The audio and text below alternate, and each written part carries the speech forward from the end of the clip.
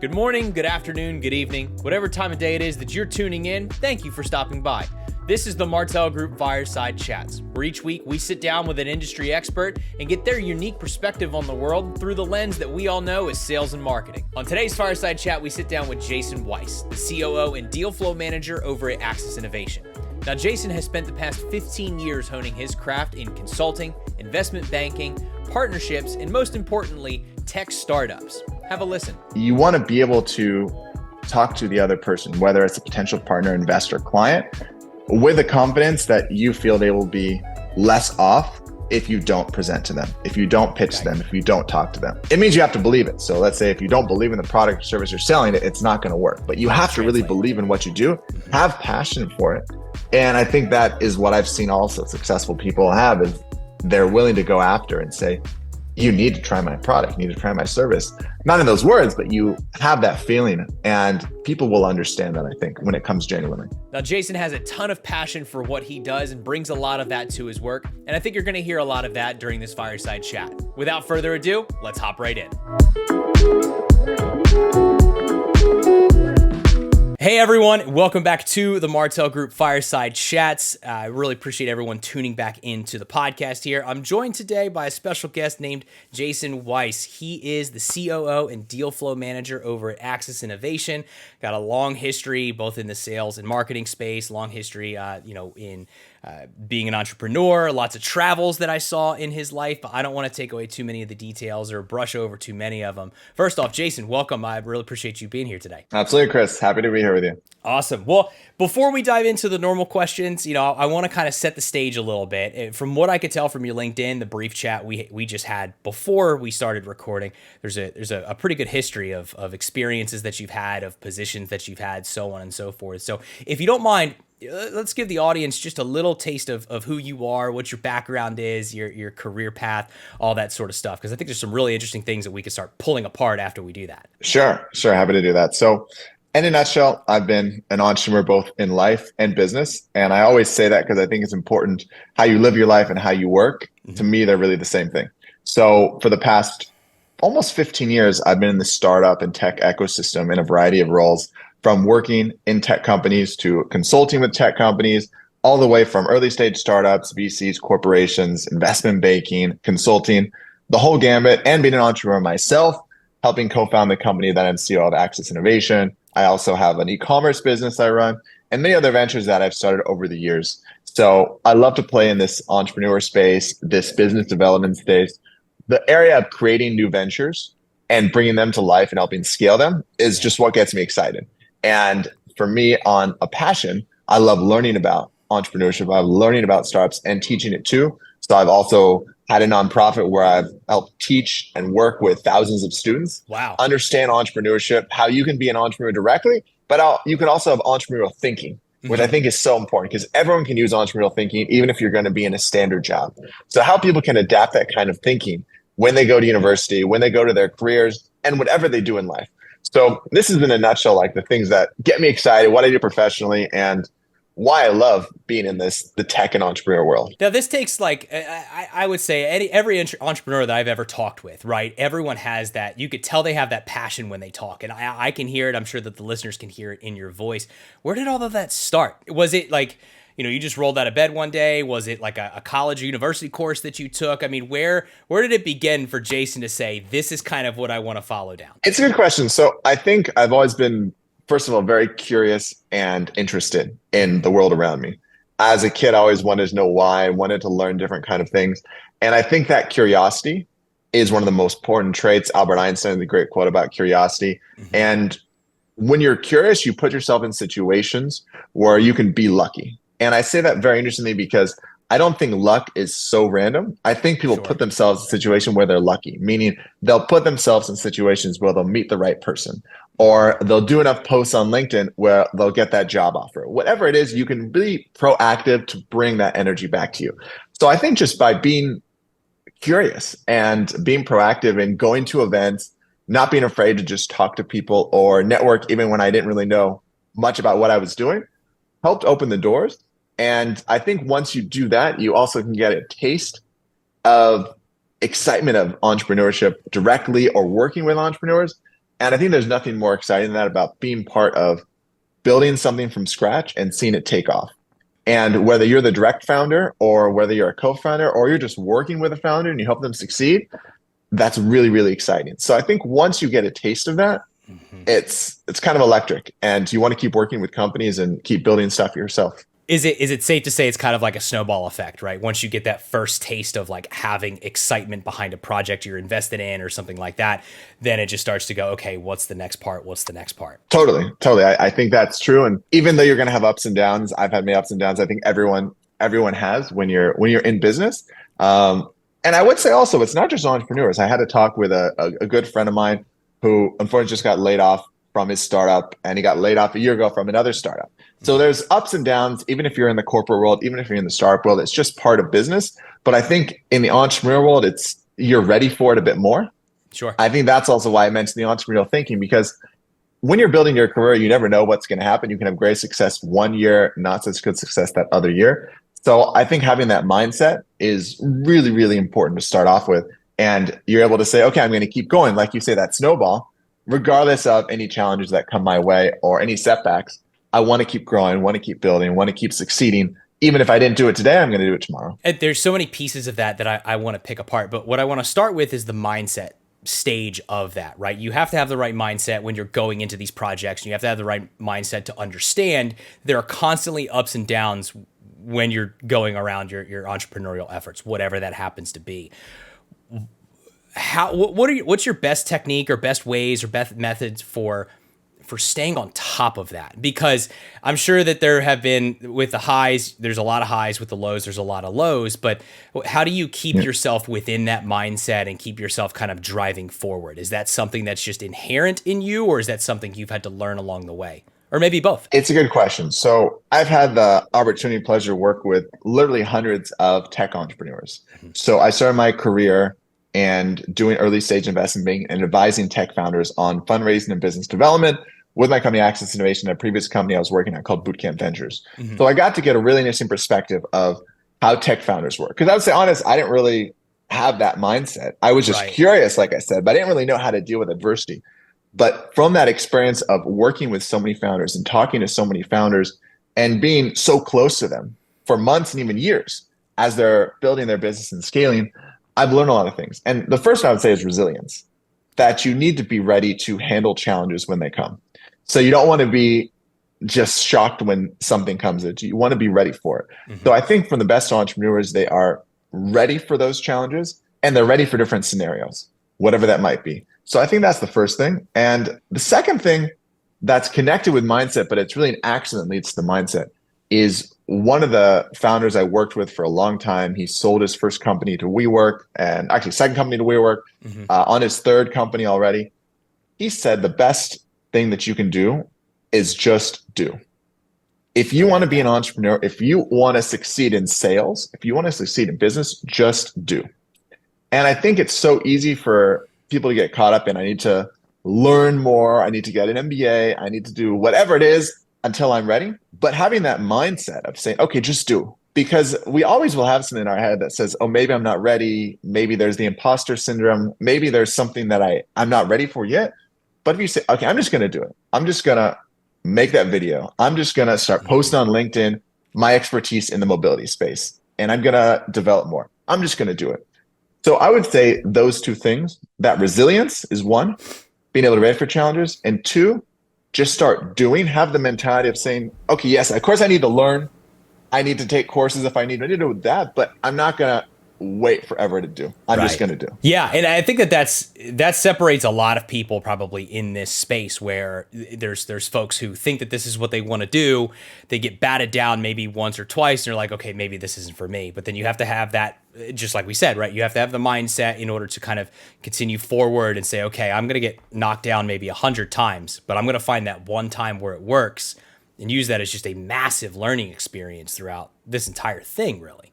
And that's I think that, at least from my perspective, that seems to be what separates, the successful folks from folks who are maybe just going through the motions, for lack of a better phrase. Yeah, I totally agree. And I want to emphasize too, to you and anybody might be listening, this is not just if you want to be an entrepreneur and start your own business. Everything I'm talking about, in my opinion, it's just success in life. Where if you want to be a great sales executive, you want to be a great engineer, you're going to face any of these setbacks too, but you need to have that resilience and you be able to just try after it. And that's how you build the real skills, the real experience. With the skills then, is it all experience, or are there ways that people can pick up on, different skills through research, through learning, through, any other method outside of going through the motions? Like you said, there's people out there who think that they just need to go back to business school, get their MBA or get their, their PhD in business or something, marketing, whatever it is. But, what's the best method outside of real world experiences that you think people should take in mind when they're trying to go down this route? It's a good point too. And everyone's a bit different because I've seen success in all those ways. I've seen people who have done the traditional corporate ladder and succeeded. I have seen more people though who have not done that and succeeded, because I really think it comes down to that mindset. But I would say the best thing is real world experience. There's nothing better than that. If you want to start in sales in a company, you want to start your own company. But the first step is, I think, maybe not the first step, let me rewind, but I think another valuable thing is you're asking about what can you do? Yeah. I think having a mentor or having experience with someone who's done exactly what you want to do is the best thing you can have.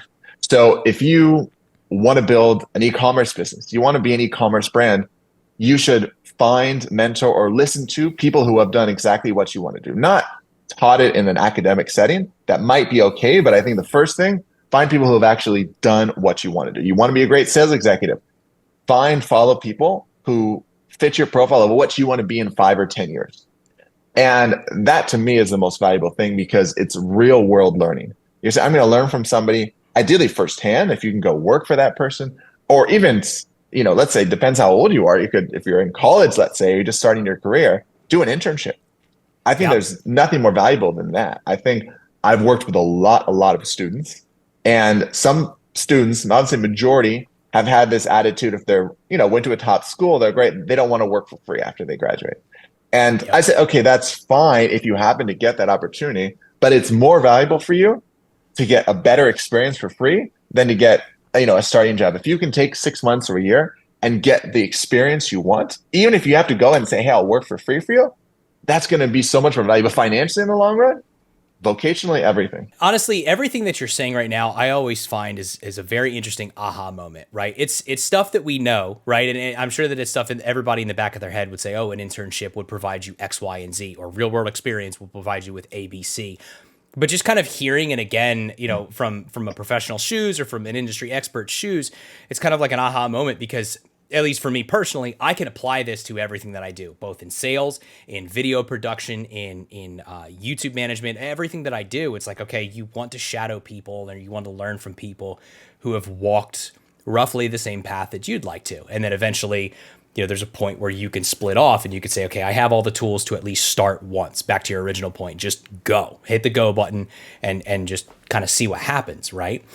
For you, I'm interested if you're willing to share, what was the first project, or what was the first step that kind of started this snowball effect, kind of like I alluded to earlier? Sure. So my first step that really I would say started the snowball effect for me was an internship that I graduated from UC Santa Barbara, and I decided I wanted to move to Israel and get experience in Israel. And I did an internship in the Israeli government, specifically in the Ministry of Economy, where we were doing investment promotion for energy and water. So helping build up the Israeli energy and water industries, which have been very famous for years, but wanted to do new government partnerships, business partnerships. And for me, I didn't have so much experience, none in those industries necessarily, but I was curious. I wanted to learn. I was, went to talk with everyone I could in the ministry. They all knew me for that. And that year, I just met so many incredible people. And I also saw a different side of Israel, the startup nation, that I had just started to hear about. This was 2009. And Israel had been building a very strong tech ecosystem for over 20 years. But at that point, the book Startup Nation came out, and people started to look really closely at how Israel, with so few resources, all these challenges, had built such a resilient, strong economy with all the biggest corporations, more venture capital than all of Europe combined. Those numbers have changed here and there, but an overall incredible ecosystem. And that was really my aha moment when I saw, wow, here's resilience, like I'm talking about. You have these adversities, but you're going to keep building, keep growing, keep contributing to the world.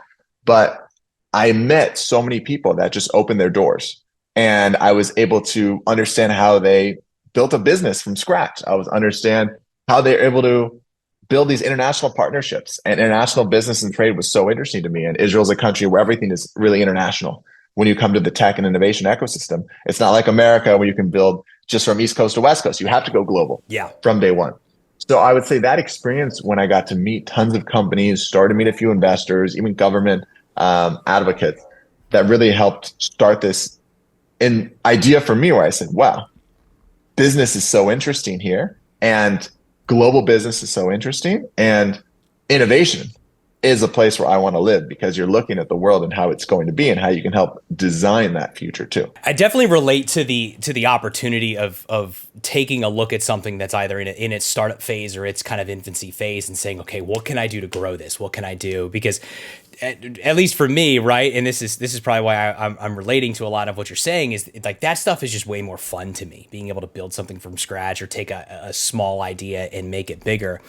For an area like that, right? And I have kind of a couple questions with this, but what was the process like for you within that startup phase? Where you're going to a country that's got a lot of tech, starting to come out, is really starting to build upon itself. They're kind of becoming a global leader in some areas, but where does that start? Where do you just take the idea and see what connections you can make? Are you trying to, leave everything on the table? Like, what's that startup process like? It's a good point. So I would say, in a nutshell, so after I was at the ministry, I was back in California doing sales for a small tech startup. It didn't go so well, but I got great sales experience, cold calls experience. Yeah. And then ultimately decided, I wanted to go back to Israel. And, the first thing I did is I helped build a nonprofit that brought students on business trips in Israel. And that was a great experience that ran for 10 years. We did incredible things. And then I realized really wanted to get back in the investment and innovation space. So I joined a company called Bootcamp Ventures. And what they were doing, Bootcamp Ventures, was very cool. It was like a mini accelerator for startups that wanted to raise capital. So helping startups on their fundraising, on their business development, and organizing events. Mm-hmm. So fundraising capital, business, and tech events, bringing startups and investors together. And I would say from that experience, I wasn't a founder, but I was working. That's when I first started really working hands-on with founders. And I got in many situations where in my first year, I was sitting in a room with CEOs of startups, some of them who have sold businesses before, raised millions of dollars in capital. And I was supposed to either give them advice or feedback, mm-hmm. or I was supposed to, help design a strategy for them.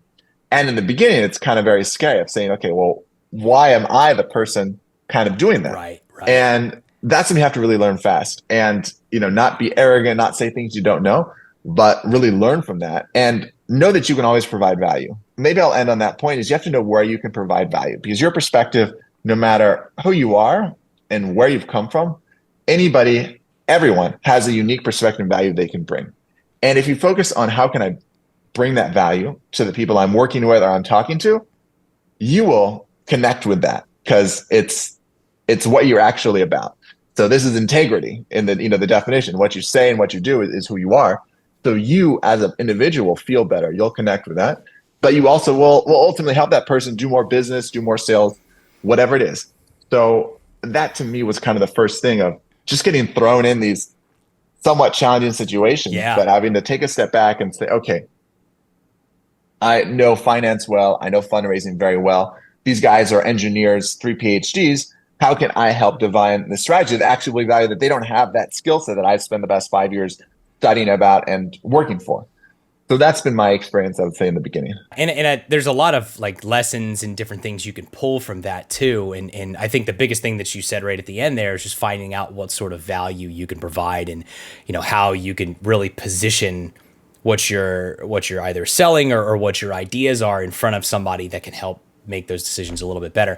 And I talked about it on a previous podcast with another guest, where at the end of the day, there's probably a lot of relationship building in that, where people are people, right? You're not trying to like sell to this like robot or trying to ace a test, right? You're trying to go at this in a way, that just is just building a relationship, having a rapport with somebody individually and saying, hey, here's what I have.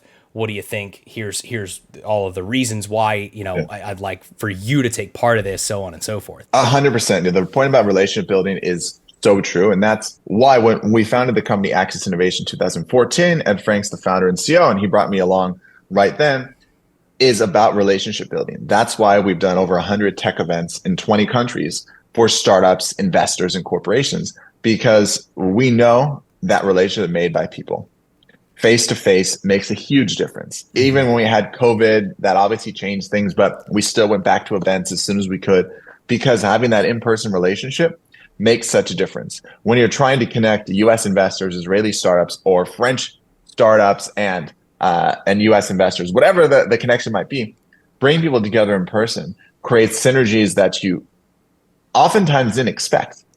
And I've seen some of the most exciting business opportunities have come not because it was planned, but because you get people together in a room, or you get people together in meetings, and they're able to find new synergies, new value that they can create together. And those relationships sometimes take time, right, as well. I think when you start from the point is, how can I provide value and build that value over years? That's really the core to success. I mean, a little thing that I've always tried to do is, send people a happy birthday message. That even if I am not so close to them, but you don't want to reach out to people just when you need them. You want to have a real relationship with them. I mean, this is something you can have lots of long podcasts about. But to me, it's just about connecting with people on a friendly level. And, every year I kind of want to run through and say, hey, I just want to reach out to this person and say hi. No need, no ask, just saying hi. And I think that's a super important part about relationships, because relationships are not about just what can I get from that other person.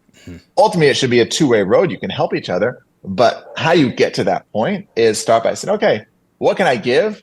And even if it's just a hi or happy birthday, that's a very nice thing. And now you mentioned multiple countries being involved here, specifically it sounded like with Access Innovation, but it sounds like you guys have a lot going on, not only in the US and Israel, but I think I heard France in there. There's probably a handful of other countries that you haven't even mentioned yet.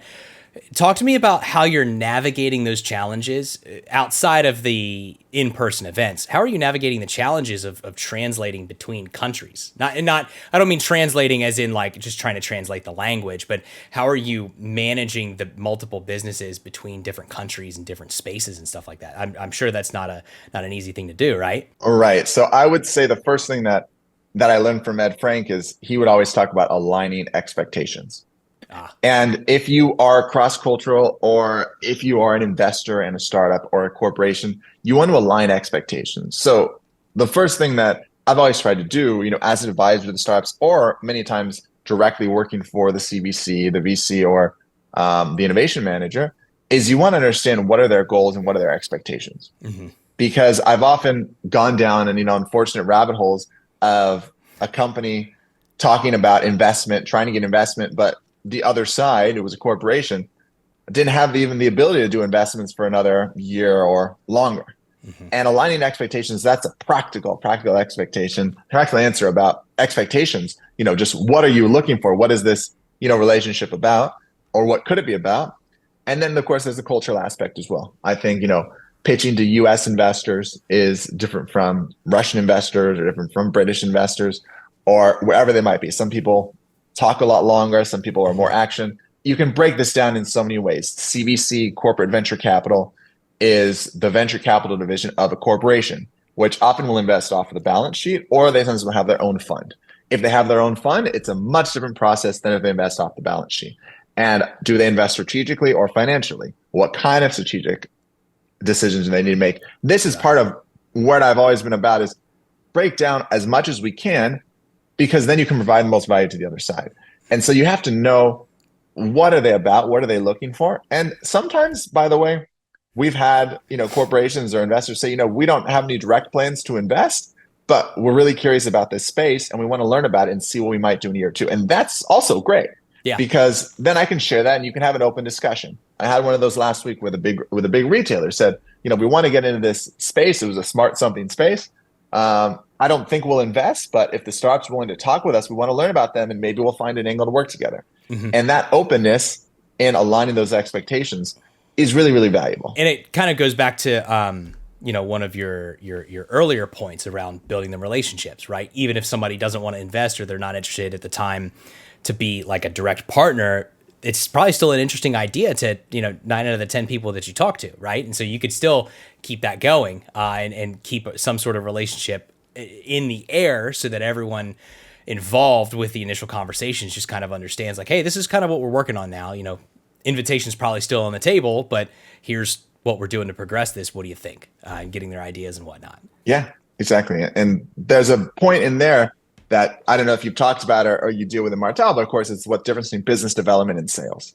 Mm-hmm. And some people kind of confuse those two things. I did sales in my past, and I've almost always since then been business development focused, because business development to me is all about building relationships. Mm-hmm. And sales is directly about selling a product. Bingo. And oftentimes in the work that I've done, it's not a specific product. We usually have a service that we're offering, whether it's recruiting startups, whether it's brokering investment deals, whether it's consulting, is really about those relationships. You have to keep in contact year after year. And sales is, you can be an aggressive sales. You can have a different strategy there. There's a lot to learn from both sides. And I think salesmen should do more business development too.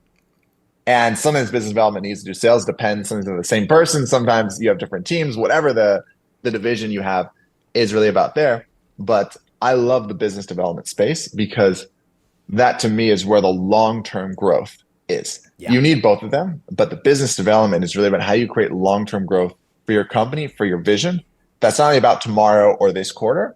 It's about looking 1, 3, 5 years down the road. Yeah. Is how do you create those relationships sustainably and successfully that are not based on, I'm trying to sell you something today. Yeah, you might want to sell something, but it's because you believe and you know that they're going to be better off with it, and you're going to continue that relationship down the road. And I think the sustainably part, that I think that's the key word there, at least in my mind, is making sure that it's not just an initial, hey, I want to sell you this. It's, hey, here's why, I think that this could be a good match. And you're right. We do deal with a lot of that at Martel, is just reaching out on behalf of our clients in order to say, hey, this is why we think that this could be a good fit. Let's chat about it maybe just a little bit more. Like, give me 10 minutes. Let me tell you about it. And then we can see where this goes. And sometimes we're wrong, right? Which is, I'll be the first person to admit it, but other times we're right. And we find a good match to at least start an initial conversation, whether it goes into something or not. And that's huge in what we do. Now, I want to shift gears just a little bit because you've mentioned it a couple times, but I kind of want to dig into the why, if you don't mind sharing.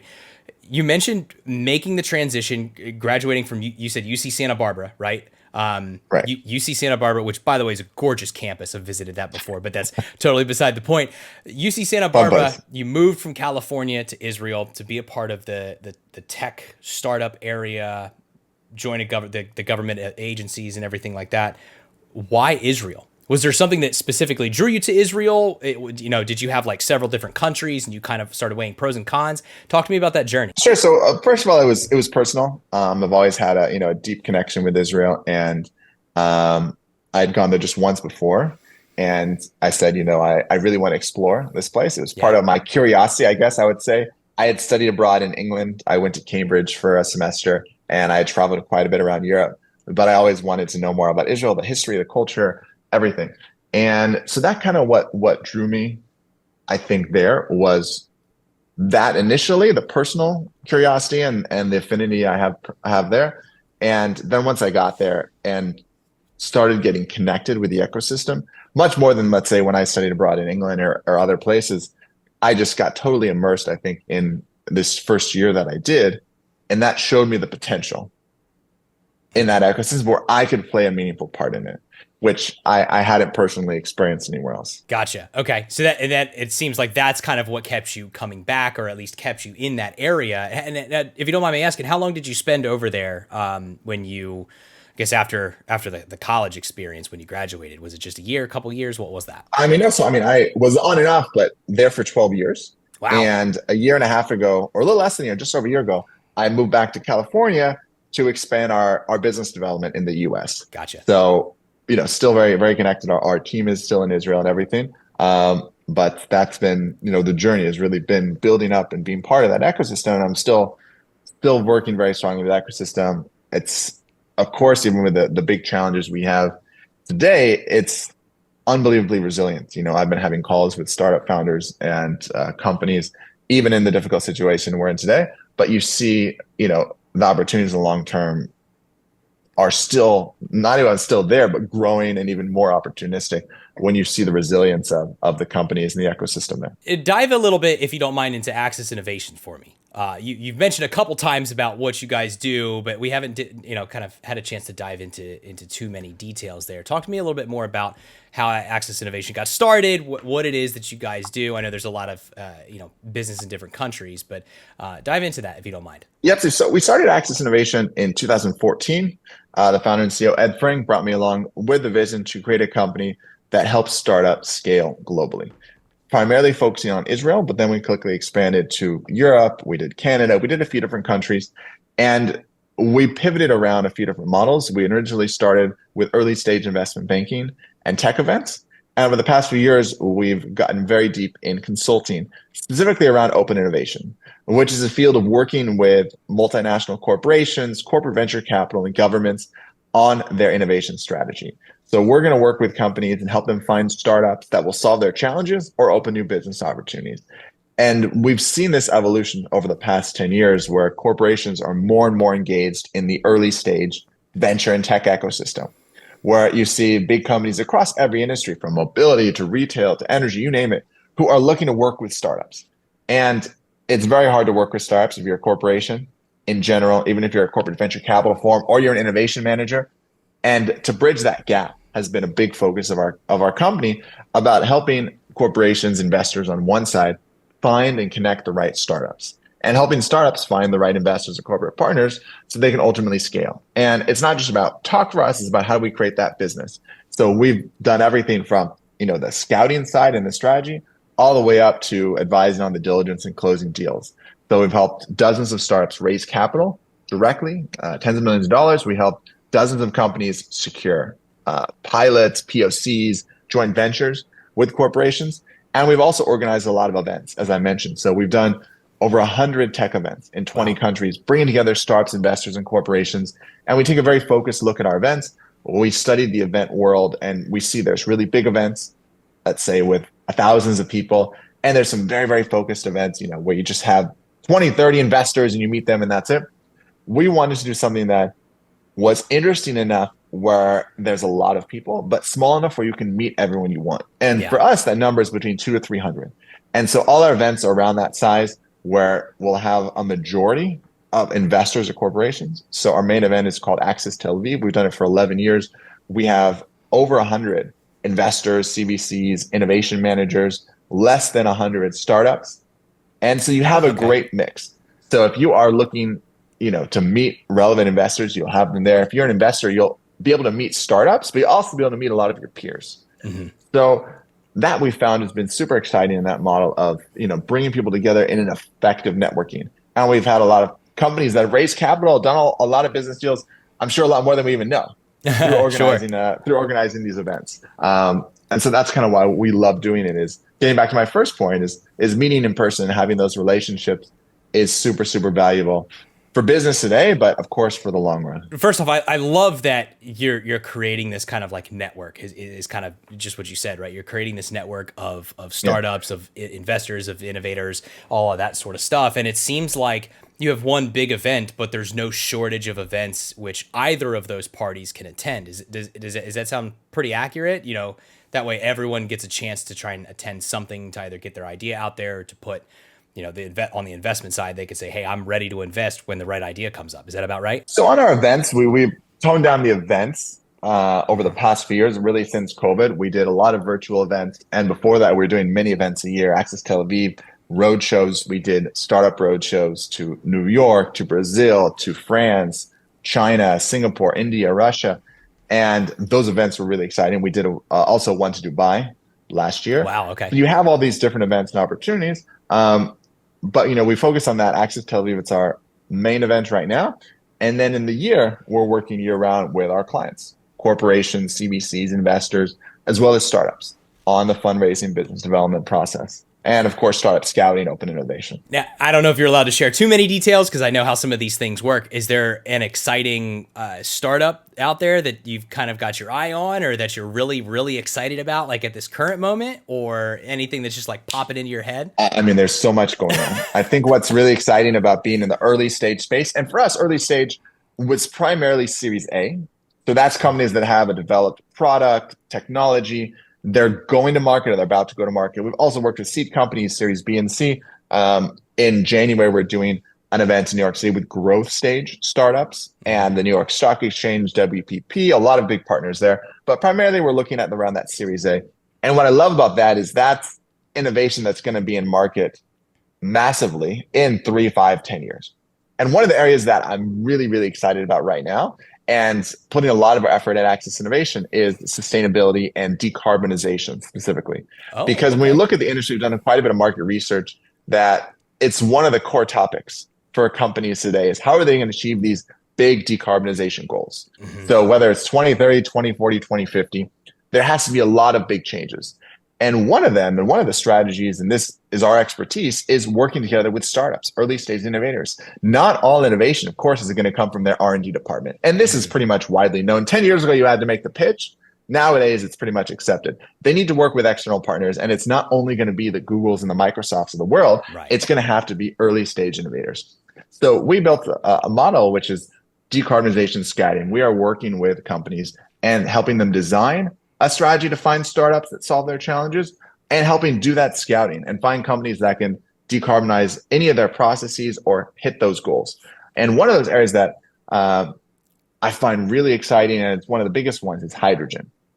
Okay. So I don't want to go into specifics of companies necessarily because it gets too technical, but the idea of creating hydrogen is one of the most important fuels for the world, and almost every industry is using hydrogen. So there's a move towards green hydrogen. How do we create hydrogen in a sustainable way?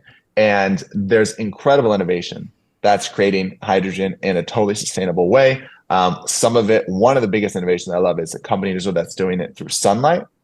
So there's no water involved. It's just pure sunlight. And they have a great technology that is able to create hydrogen that way. What is also, of course, exciting to see is a lot of the challenges we have, such as hydrogen and sustainability. There are solutions today that can solve these challenges, but why haven't we solved the big challenge out there? Scale, let's say, right? Yeah, it's scale. Exactly. It's that you can create green hydrogen, but not at the dollar per kilogram, which is the marker everyone wants to get. Yeah, that will take another 5 or 10 years. And so that's where we look at the space. And if you're in the spaces, you know this, that you see autonomous cars or any other technology. Oftentimes the technology is there, but the scale and the price isn't necessarily there. And I think that's super interesting is those challenges is how do you make that scale happen? How do you make that a reality? Where I haven't been anyone who's actually created anything so technical that's going to change the world. Maybe I will one day. But I have been very successful about taking companies that have that technology, helping them and find those partners that do that scale. And I think that's a place that's really, really exciting right now is this energy transition that we're seeing all over the world. Personally, for me, that's something I follow partly because that's what I graduated college in is environmental sciences. And there's not a whole lot of people that know that, but I've always found an interest in that type of growth in technology or that type of growth in strategy in terms of trying to reduce carbon. And we both see companies all over the place trying to do that, right? Reduce our carbon footprint. I mean, the Apples, the Googles, the Fords, any sort of motor vehicle manufacturing company out there is trying to do that. So, I love that you guys are a part of that too. And it's probably important, to your point, to look at it from the startup side as well, because those are the next round of companies, of innovators, of idea makers that will drive that from the bottom too. It can't just be the Titan companies doing that, right? You have to have a little bit of the everything in the middle there. I know we're slowly coming up on time here, and I want to make sure that I'm respectful of that. I really appreciate everything that you've walked us through so far, Jason. I find this super interesting, and to be completely honest, I feel like I could go on this for days and days and days. But just to save both of our times here, one question I wanted to ask you about, and just kind of like give a little bit more detail on, is the internship program that you mentioned for students. Something that I think you said you started or had a hand in kind of starting, is bringing in students into this internship to learn about the tech space. Is that something you're still involved with, or was that something that you kind of like got off the ground and then said, hey, okay, here's the program, run with it? Yeah, sure. So I'm not so involved in it anymore, and it started out not as an internship program, but as a trip. Basically, where we wanted to take students firsthand, because again, it's the same idea about relationships, meeting firsthand. Right. Come to Israel, learn about the tech ecosystem, build relationships, and get out of just the academic learning, come learn firsthand from entrepreneurs. And then we partnered with internship programs. We partnered with a lot of other groups so that we were one piece in this puzzle. Because I think when you look at, maybe you know this as well, they say sales touch points, you need to see something 3 or 7 times, whatever it is, before you're really aware. I think also for people to kind of get a click in their head, I know is the way for me. I went on a trip.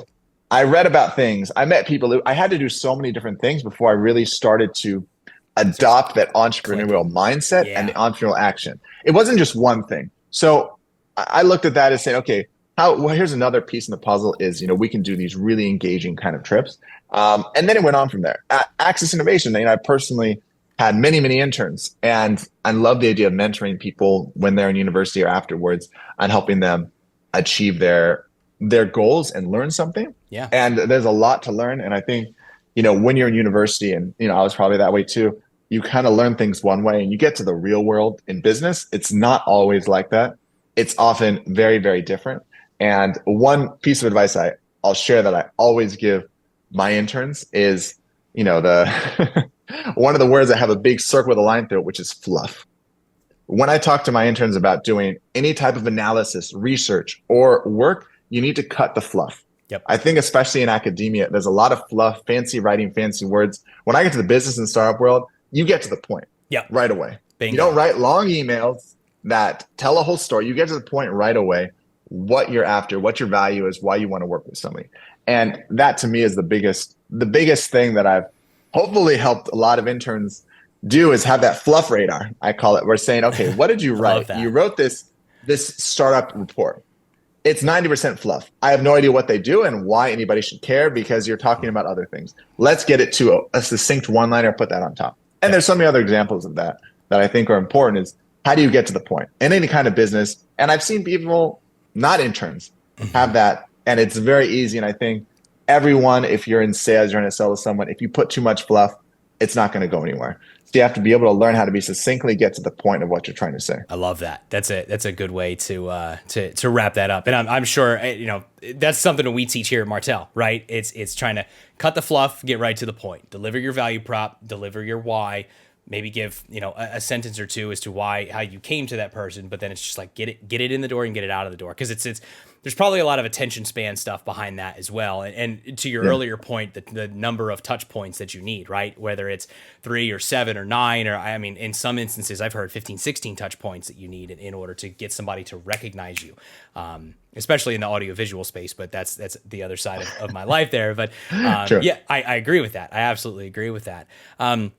Well, like I said, we're coming up on time here. I wanted to give you the floor, though, just kind of one last time before we sign off here, Jason, and see if you had any sort of advice, any sign off words, any sort of things that you wanted to just kind of put out there into the world, that, give you just a little bit of a chance to do that. Well, thank you, man. There's so many points that we've already touched upon. I thought were really interesting, and maybe one other final point, just how I look at business development and this area of business development and sales, which is very similar in this aspect, is you want to be able to talk to the other person, whether it's a potential partner, investor, client, with the confidence that you feel they will be less off if you don't present to them, if you don't pitch to them, if you don't talk to them.